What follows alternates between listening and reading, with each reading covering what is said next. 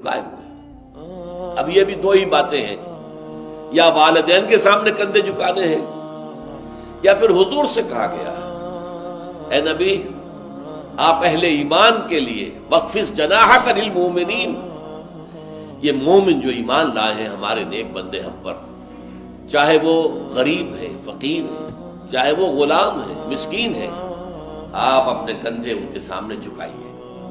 یہ بہت بڑی بات ہے جو کہی گئی ہے محمد رسول اللہ صلی اللہ علیہ وسلم سے۔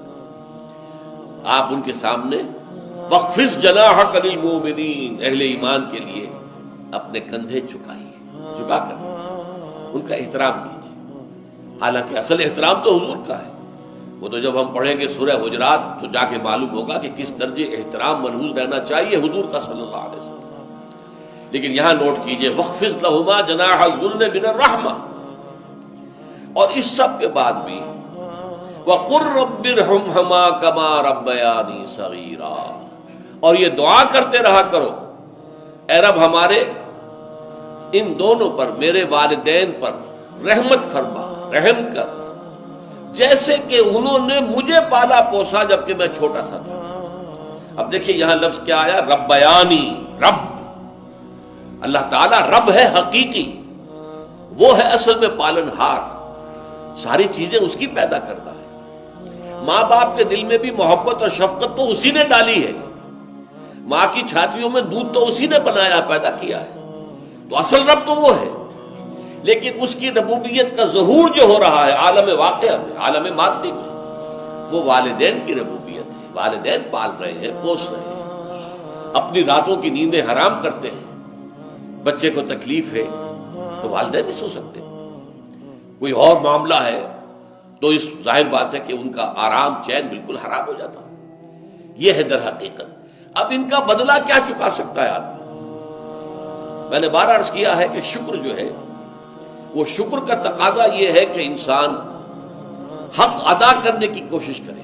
ہل جزاء الاحسان الا الاحسان، کسی نے آپ کے ساتھ بھلائی کی ہے تو آپ کو بھی اس کے ساتھ بھلائی کرنی چاہیے۔ لیکن والدین نے جو بھلائی تمہارے ساتھ کی ہے تم اس کا بدلہ کیا دے سکتے ہو؟ اگر تم نے ان کے بڑھاپے میں خبر گیری کر بھی لی تب بھی وہ بدلہ نہیں ہو سکتا کہ جو انہوں نے تمہارے وجود میں آنے اور تمہارے لیے جو مشقتیں جھیلی ہیں، جو اثار کیا ہے، جو قربانیاں دی ہیں تمہیں پالنے پوسنے کی، اس کا بدلہ نہیں ہو سکتا۔ اس کا بدلہ ایک ہی ہے، اور وہ کیا ہے؟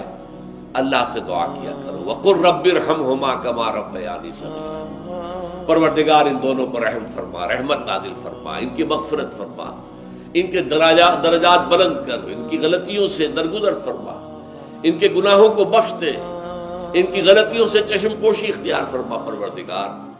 اور یہ در حقیقت میں تجھ سے درخواست کیوں کر رہا ہوں کہ مجھ پر ان کے احسان کا بہت بڑا بوجھ ہے، ان کے احسانات کا بدلہ میں نہیں چکا سکتا۔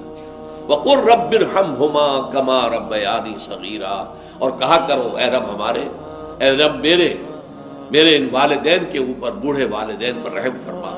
اور ظاہر بات ہے کہ یہ سلسلہ جو ہے یہ صرف زندگی کا نہیں ہے، ان کے انتقال کے بعد بھی رب ارحمہما کما ربیانی صغیرا، رب اغفر لی ولوالدی وارحمہما کما ربیانی صغیرا، یہ آپ کی نمازوں کے ساتھ دعاؤں میں مستقل دعا ہو جانی چاہیے کہ اے پروردگار مجھے بھی بخشش فرما دے، مجھے بھی بخش دیجو، اور پھر میرے والدین کو بھی بخش دیجو، اور ان پر رحمت نازل کیجو جیسے کہ اس نے مجھے پالا پوسا تھا جبکہ میں چھوٹا سا تھا۔ وقل رب ارحمہما کما ربیانی صغیرا۔ ابھی اس مضمون کا ایک اہم حصہ باقی ہے، اور وہ کیا ہے کہ والدین میں سے والدہ کا مقام جو ہے وہ 3 گنا زیادہ ہے۔ اس پر انشاءاللہ تعالی اب اگلی نشست میں گفتگو ہوگی۔ اقول قولی ھذا واستغفر اللہ لی ولکم ولسائر المسلمین والمسلمات۔